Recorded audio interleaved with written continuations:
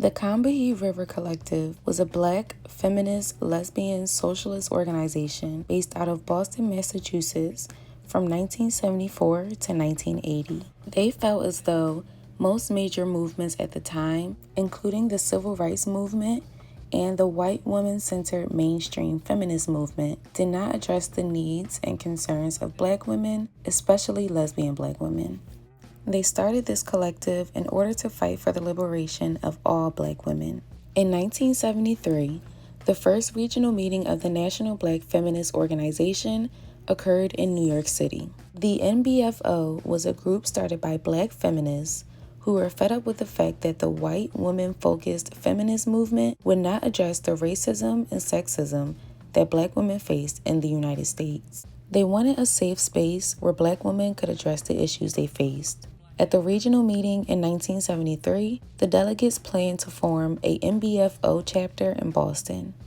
Instead of forming a chapter in Boston, some delegates from that meeting formed the Combahee River Collective, including author Barbara Smith, her twin sister Beverly Smith, and other notable members such as Audre Lorde and Demita Frazier.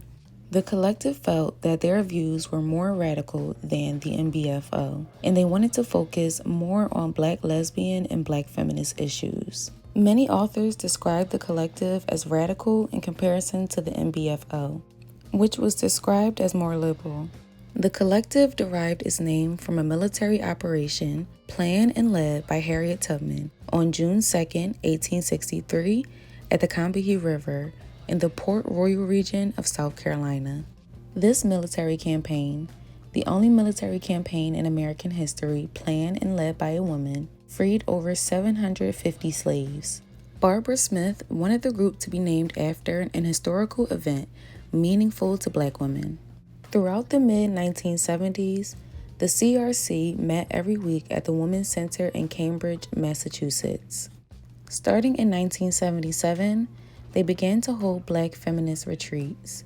The first of these retreats was held in July of 1977 in South Hadley, Massachusetts. It was hosted at the home of Jean Grossholtz, who was a lesbian feminist activist and professor of politics at Mount Holyoke College.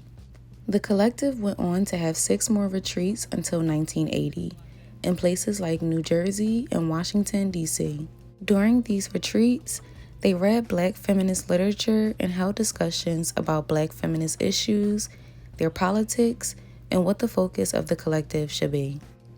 According to the Combahee River Collective Statement released in April 1977, quote, "The most general statement of our politics at the present time will be that we are actively committed to struggling against racial, sexual, heterosexual, and class oppression, and see as our particular task the development of integrated analysis and practice based upon the fact that major systems of oppression are interlocking.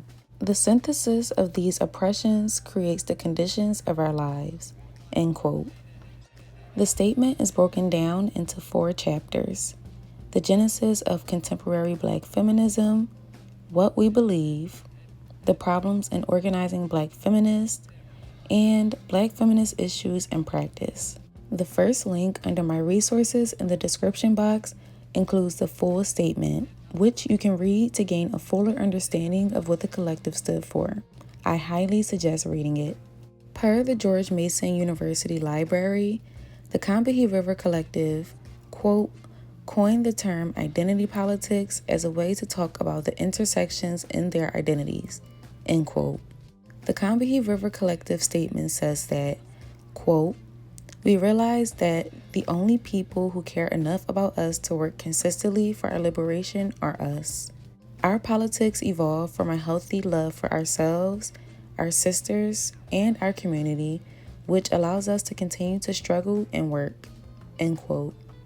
Black women face a unique intersectionality of classism, sexism, and racism, and the collective formed to fight against it. The CRC worked on issues such as abortion rights, sterilization abuse, healthcare, and racism within the mainstream feminist movement.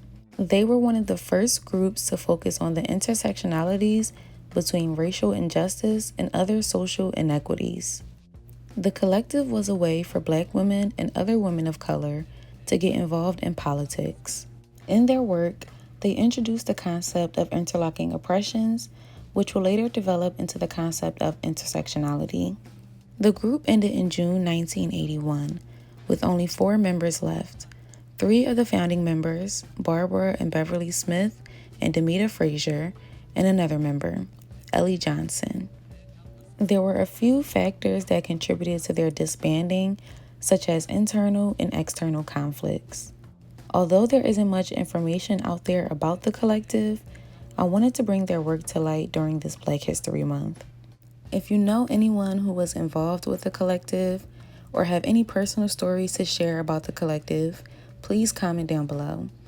Also, don't forget to like and subscribe and stay tuned for more Black history.